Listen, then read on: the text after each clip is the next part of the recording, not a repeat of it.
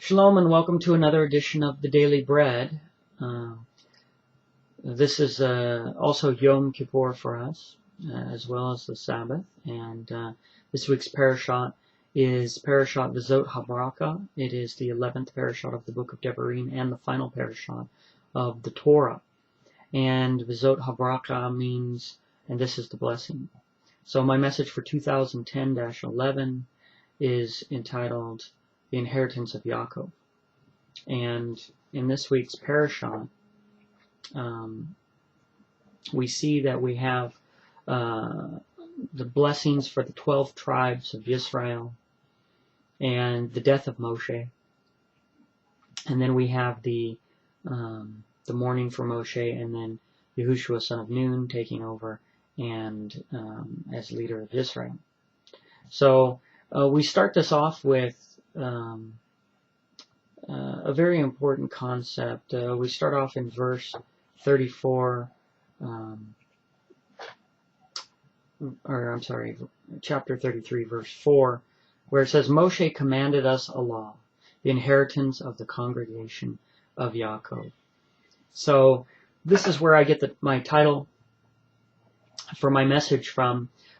This word inheritance and this concept is important to look at first before we look at what does it mean that the law, the Torah, is our inheritance. The Hebrew word in here for inheritance is morashah, spelled memwa resh shin he. In the ancient Hebrew, this could mean womb or water, secure, beginning, testing, revealed. And this actually can paint an interesting picture of the fruit or the words, whether it was the children or the words that were before us being tested. And that's revealed to us. And this kind of shows us this inheritance when we see what is the Torah. The Torah is an example for us. It's an account of the lives of those people who've interacted with God before us, all the way from Adam up to Yahushua, and with the prophecies of the future. Noah, Moshe, Abraham, Yitzhak, Yaakov. All these people interacted with Elohim. And what they left behind us, this is their testing all the way from the beginning. And it's revealed to us. And this inheritance, this Torah, is our inheritance. And this Hebrew word, morashah, comes from marash, which also can mean possession or delight. And the root word of that is yorash, which means to occupy, drive out, or inherit. So here we have this interesting concept of this transition from one to another, kind of much like a child who replaces the parent. You know, it's kind of like Israel who replaced the giant. And when we look at these stories of this book, and we see this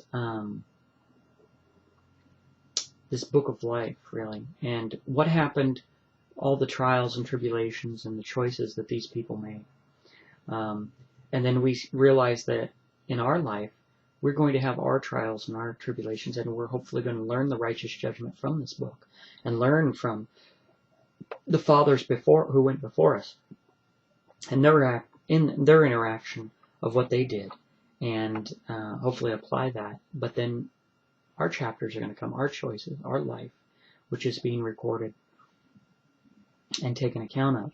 So we see this concept of inheritance right from the beginning. And the first thing that we have to look at is we have to ask ourselves, what is left behind for us? If Moshe commanded us a Torah, a law, and that's the inheritance of the congregation of Yaakov, what is this Torah? What was left behind for us? A lot of people base their faith off of the Bible. And the question is, what is it? Because it was left behind generation after generation, all the way from Adam and Moshe, all the way up to the New Testament. This instruction has been left behind. And the question is, what is it? What does it mean to you? Because this is going to answer a lot of questions. For some people, it is a book full of blessings. For some people, it is the key or the gateway into heaven. It is a way to become the promised children, to inherit the kingdom, for salvation. It can be a lot of things to a lot of people.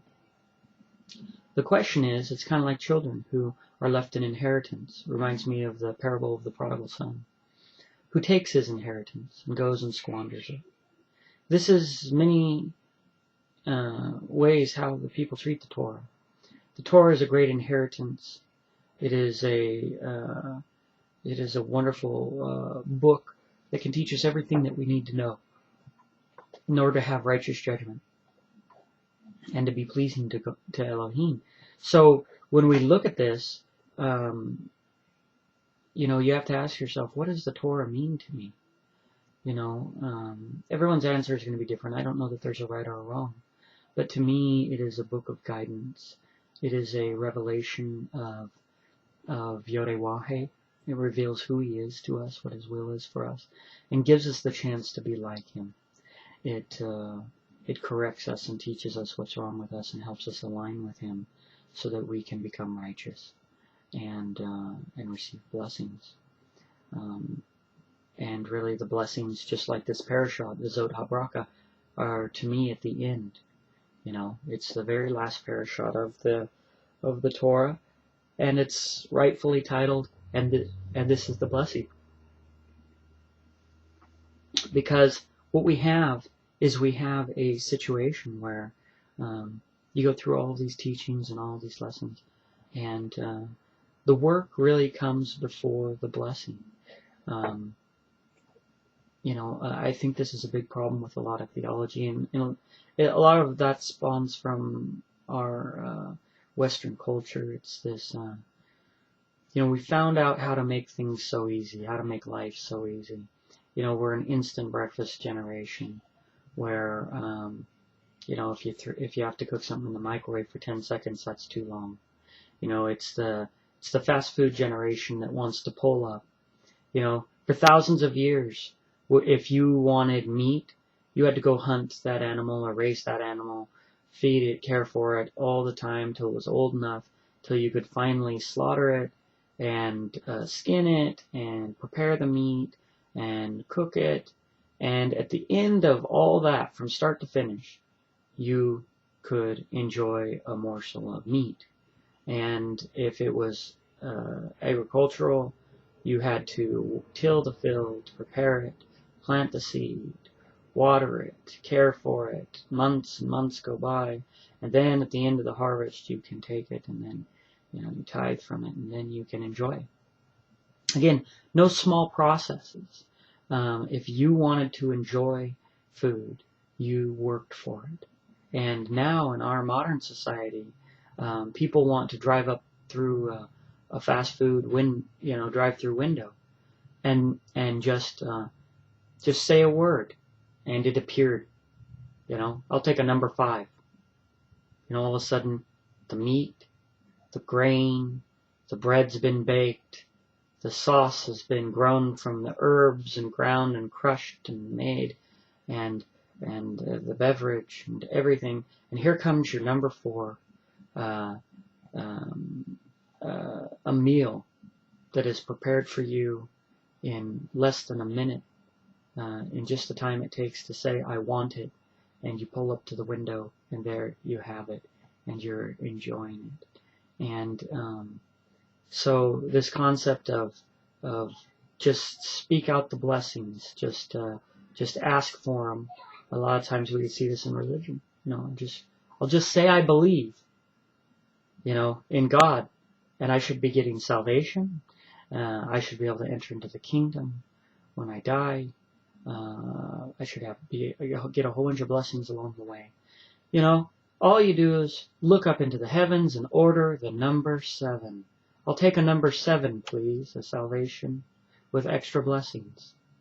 And there it is for all of us. And nobody wants to do any work. Nobody wants to learn righteous judgment, study the Torah. Nobody wants to to take the inheritance from the fathers, to be a child to the fathers who went before us, to Abraham, to Yitzhak, and to Yaakov, and to learn from them, and to mimic them, and to learn their wisdom, and to have it passed on to us, and to live it out, and to be a worthy son, and to be like, as Mashiach said, if you were Abraham's children, you would have Abraham's works. Nobody wants to go through the motions of learning how to have Abraham's works and his faith. And so we get this big disconnect here, where, like the prodigal son, we want our inheritance up front. We don't want to wait and look in our Torah at those who've died before us, and to study it, and to learn as a child from those things. We just want their blessings. We want God to speak to us face to face, and to be impressed with us. Though we never sacrificed our son, though we never went from our homeland, though we never went through the persecutions and trials that these guys did, we just want to hop right in and take the blessings because we ordered a number 7. And I don't think it works that way. We have to extract the meaning of these things from this Torah. So when we look at the Torah, we see, how is Israel defined? First we see the inheritance. It's being the law. And then we have to say, what is our inheritance? It's the law. It should be the law. Not the blessings, not to this, not to that. But it is the Torah. Israel, it says, when it talks about how the other nations will know Israel in Deuteronomy 4:6, it says, YHWH is talking to Israel. He says, keep therefore, he's talking about the commandments. He says, keep therefore and do them, for this is your wisdom and your understanding in the sight of the nations, which shall hear all these statutes and say, surely this great nation is a wise and understanding people. This is how the nations see Israel. For what nation is there so great, who has Elohim so near unto them, as YHWH our Elohim is in all things that we call upon him for? And what nation is there so great, that has statutes and judgments, so righteous as all this Torah, or all this law, which I set before you this day? See, without the Torah, Israel's just another nation. Israel could easily be scattered among the nations. And you wouldn't know who they were, when, just as we see when the cursing came upon the northern tribes of Lo Ami and Lo Ruchama. You are no longer my people, I'll have no mercy on you. And they were scattered among the nations. It says their holy days were forgotten, their Sabbaths and their new moons. If we forget the Torah, then that is actually a curse to us, because it's the Torah that defines Israel in obedience to Elohim. This is how the nations will know who Israel is. And when we see this blessing of the Torah, and this definition of who Israel is, they're known by the way they obey God, and that God is so near to them in these wonderful statutes. And if you take that out and you say, well, I believe in God, but I don't keep his Torah, or I don't think it's really valid anymore, then you have nothing, right? It says if you have all these things, yet you have not love, it says you are nothing. And love is defined by the Torah and the law. He says, what are the greatest, Mashiach was asked, what's the greatest commandment? And he says, you shall love YHWH your God with all your heart, all your soul, and all your strength. This is the Shema. This is out of Deuteronomy. And it says, you shall love your neighbor as yourself. So, how we love God and how we love our neighbor. It says, on these hang all the law and the prophets. So those are the definitions, the core, that all the 10 commandments flow under: loving God and loving your neighbor. The first 5 and the second 5 commandments. And all the commandments based on those. It all comes back to love, and love is defined as the Torah. The Torah defines the minutiae of what love really means. And when we keep his Sabbath, it's a way we define our love for God. And when we don't murder, well, this is how we define our love for our neighbor. And so it's very interesting as we go through all these to understand that if we don't have the Torah, we are nothing. And the last portion of this Parashat, we see when we're saying, what is this inheritance that's passed on? We see that they're mourning for Moshe. Now, Moshe in the scriptures in the New Testament is a model of the letter of the law. And as it says that the letter of the law, right, when Mashiach came, Yahushua, that Moshe would bring us to Mashiach. But then, once we were with Mashiach, that Moshe would pass away. The law would pass away. And it's interesting, we see that that is a reference here to what happened to Israel. Israel had been given the law, the letter of the law, the instruction, all the way through the wilderness, coming out of Mitzrayim, which represents the world, and brought up to the promised land. But it wasn't Moshe, the letter of the law, that was going to bring us in. Because the letter of the law by itself was not all that the law is. It was never intended for the letter of the law alone to deliver everybody. Because we are not fleshly. We are not earthly alone. We are earthly and we are physical.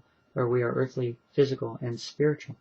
And eventually, like circumcision, the flesh will be removed and the spirit will be revealed.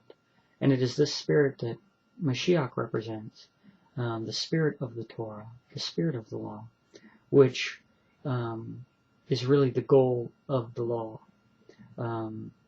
The time outside, the time with the letter of the law was important, too, as children, to get us to that point where we could be led then by Mashiach. It's what I call the training wheels for our spirit. Before we can learn not to look on a woman with lust, we have to learn how to physically, at least not sleep with another man's wife. Before we learn not to be angry with our brother without cause, we must start with the basics of not murdering him. And so, as the letter of the law teaches us the basics, it is Mashiach who teaches us the spirit of the law. And so we see this passing of Moshe away, and the taking over of Yahushua, the son of Nun, which foreshadows what Mashiach, or what Shaul said when he said that Moshe, was a schoolmaster who brought us to Mashiach. And once you have Mashiach, the schoolmaster will, it's not needed anymore.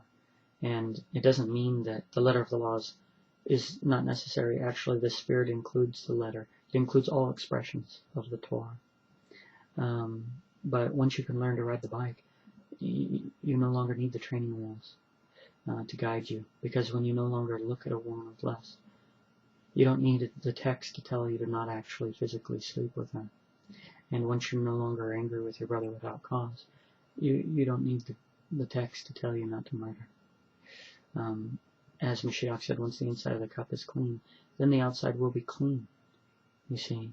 But the goal is to change the spirit. So we get to this concept of the mourning of Moshe, and we say, if Moshe represents the letter of the law, how many people will mourn? See, Israel mourned for the passing of Moshe. See, nowadays I see a lot of people who would be really happy if the law was done away with. They would rejoice. If they didn't have to do certain things, they would be happy and they would rejoice. And this would be like rejoicing over the death of Moshe. What you have to see is that Moshe is great for us. Moshe was that schoolmaster who was so crucial to bringing us to Mashiach, and that we should not rejoice in its passing. As a matter of fact, it was our training in order to allow us to be in the presence of Yahushua and to have him as leader over us. And that is a great sadness to see that go. And so we have to ask ourselves, would we mourn over the loss of even one little part of the Torah? It comes down to King David or King David. Is the Torah your delight? Or is it your burden? And you can't wait to get rid of it.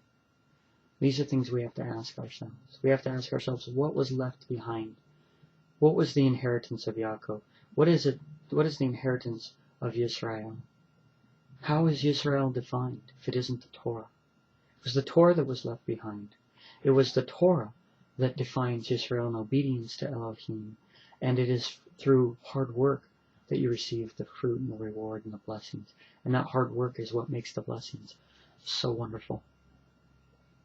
You know, it is knowing that you grew that food and you cared for that animal and you put all that work into your children to see the reward as they grow, to see the reward as you can eat a meal that you grew. It took you 6 months or a year in order to enjoy. And after your hard work, you appreciate that meal, and that meal tastes better than it tastes sitting on anyone else's table, because the workman's worthy of their hire, and nobody is going to love your son the way you will love him because you raised him.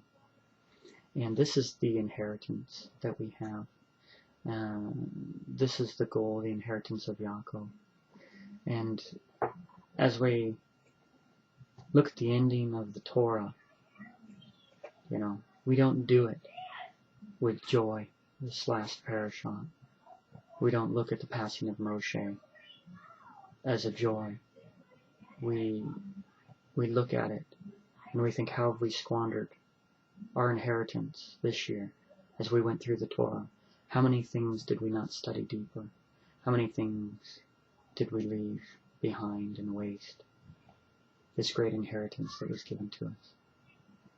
So I pray that this year and next year, that we delve deeper into the Torah, that we get more out of it, that we don't squander this incredible resource of the Torah that we have. I bless YHWH and thank him for everything that he has taught me in his Torah this year. And I encourage everybody else out there to get on the reading schedule, to write a message about every Torah portion, even if it's only a paragraph, of what you learned from it. Storing up your treasures in this Torah so that you have something to pass on to your children, that it doesn't just die with you, and that you don't squander your time that we have with the Torah, and so that you could receive the great blessing and inheritance of Yaakov. Until next year, when we start this Torah portion again, I say Shalom to you, and I pray that you've grown this year in righteous judgment. And as we're on this Yom Kippur, I pray that we will be able to learn and grow and repent from our wickedness and grow in righteousness and righteous judgment, so that we could be blessed and so that we are allowed more time to study and rejoice and live and repent from our wickedness.